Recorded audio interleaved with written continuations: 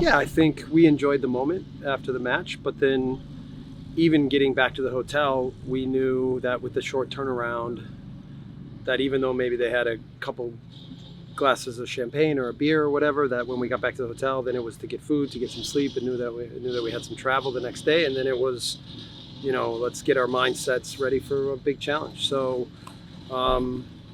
yeah, I know we all know it's a big match, but there's not like inside the team, there's like this like idea that, whoa, we have a huge match coming up. It's more like, come on, let's keep going, let's keep pushing, let's maximize every moment we have together, and let's be ready on Tuesday to play at our best. You talk so much about the progress of this team. Through all of your coaching experience, I'm not going to say where does it rank, but how impressed are you from, Richie was telling us a moment 2.5, 3 weeks ago that they faced Argentina the first time, to see this team deal with the intense crowds that it has, to stay locked in, to create chances, and to get through a moment that is pretty historic for this program? Well, look, I mean, you always hear people say that, oh, national team's different than club. And of course, yes, it is. But people are foolish. And it for me, a lot of times when pundits make comments like this, they don't know at all what the sport is about. And of course, I have to be precise about the way that I teach and what we emphasize in a step-by-step fashion. But the players are smart, and they understand what we're trying to achieve. And the more that we're able to clearly put the pieces of the puzzle together and make sure that everybody is engaged and understands their role and how it all fits, then yeah, you can make progress. And that's in the end what is my job, is to make sure that the team is never satisfied, that they want to improve, that they're focused on the attention to detail and what it takes to be successful is at the highest level. And it's the national team, and it's a focus on what it's going to be for 2026. And so, yeah, of course, in the moment, we want to keep developing to make sure for Argentina and keep going on in this tournament. But in the end, this has to be the urgency of the environment at all moments, is to constantly think about what are the next steps, how do we improve, how do we get better.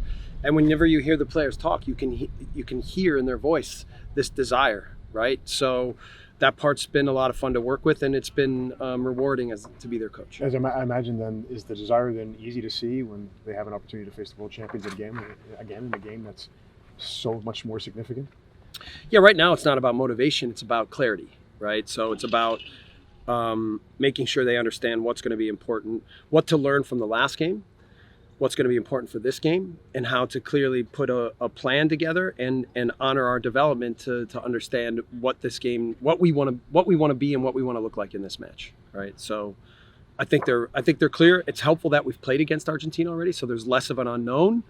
But if you know good teams, the closer they get to titles, the more they're able to kick it into another gear. So I expect Argentina to deliver their best performance yet on Tuesday, or not, right? So, but we have to be comfortable with making mistakes, because it's the only way that we're going to get better. And so I'm teaching them what are the right kinds of mistakes, how to engage themselves and understand their roles, and how to understand, to recalibrate what a mistake is and what a successful play is. So for me, even though everyone wants to talk about what's the goalkeeper doing and everything else, Max is putting to practice the types of mistakes that I want him to make, because in the end, it's rewarding him in much more ways, where he's able to cut out plays that where teams play behind us. And if you want to talk about that one mistake that he made, you should talk about the 20 other incredible plays he made as the last defender in the last month. So yeah, I can take that one because I knew that at some point it would look something like that. I was hopeful it wouldn't be in that kind of game, but that's the way it goes. Jesse, sorry, go ahead. One player we haven't really talked about, or I haven't asked about a lot this tournament, is Stefan Eustáquio. Yeah. What have you seen from him in this tournament, especially considering everything that he's gone through in his personal life? Yeah. No, I mean, look, Steph is mentally maybe our most mature, like careful, clear, like secure person on the team. Like, and I know, like, even it would have been easy to make him captain as well because of those things, because he is, I think, a rock.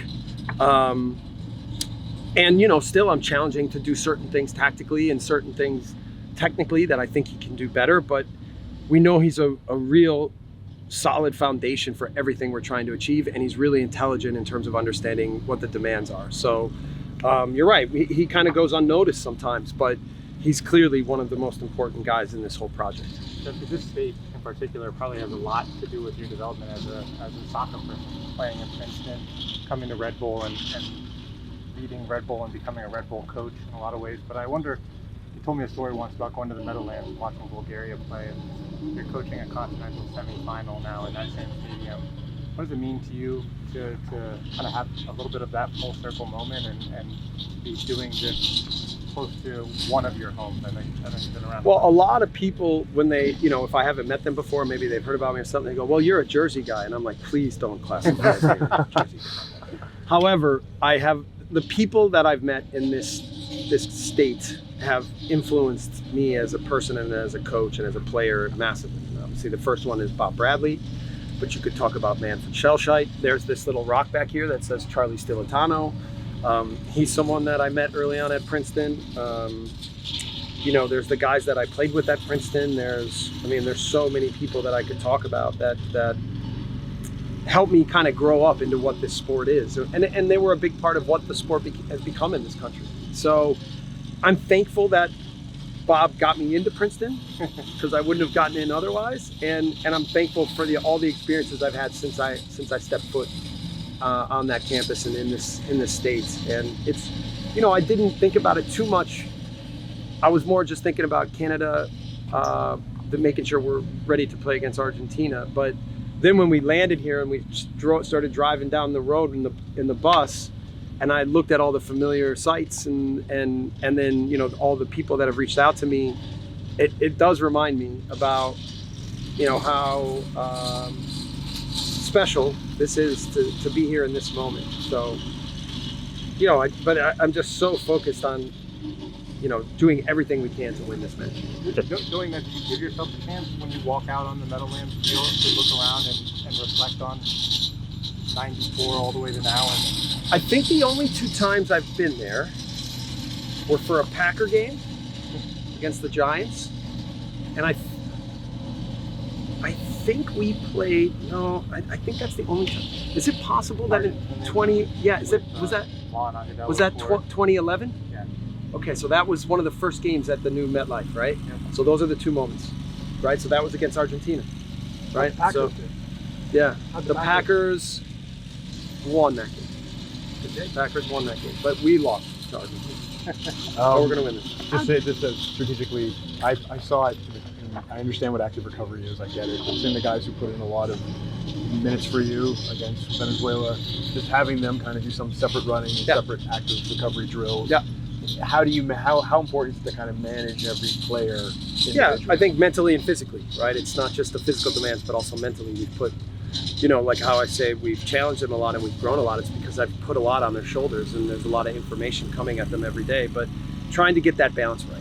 And they're learning me that, like, even when I'm giving information, I try not to be a school teacher. I try to be a partner of theirs in this process and help them understand how we're moving forward. And I think they're getting my personality more and more. So, but all the guys will be ready for the match on Tuesday.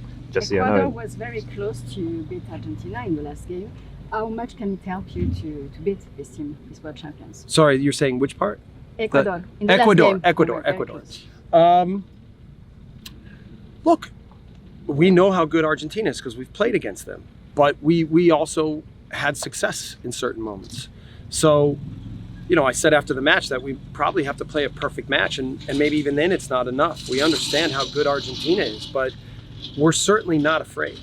We're certainly, they've only lost twice in 5 years. Messi is the best player to ever play the game, but we believe we have a chance. And that's the way we're preparing ourselves. Jesse, Alfonso's really been thrust into some big moments as captain of this team. How would you just kind of assess how he's taken to the role? I think he's done an amazing job. And, every way I've challenged him and when he's had to, in his own way, he wants to step in front of the team and he wants to be the leader and he wants to be the guy that they all look to. And he already is, but he's developing that into his personality more and more. So I've been incredibly impressed with him. And most importantly for me, it's actually created clarity in the way he's played. It's not like he doesn't feel with this team now that he has to make every play. He knows that by fulfilling his role and doing the best that he can do at the things that he's good at, that's the best he can do to help the team. And he doesn't need to be more than what he is. So I said maybe at one point that we just want him to be the player that he is, and we want him to be the leader that he is, and we don't want him to be anything more than that.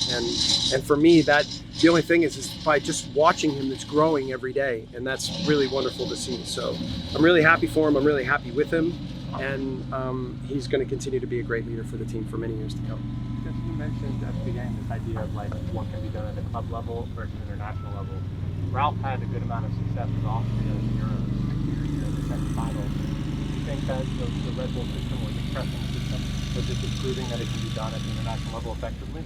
Well, I think in general what I've learned is, look, when you play in the Premier League, for example, and you're Leeds United, right?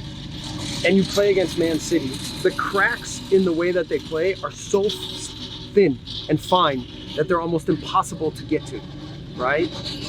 Whereas at national team, the cracks are bigger, even in the best teams, because they're not as ingrained, the tactical system, and then a lot of the systems are created more simply so that the players can execute, right? So even the way that we're playing, it's not the most complex version of what I normally do with teams, but it's enough to give us enough organization and enough identity for the players to understand how to execute and what their roles are and what the plan is.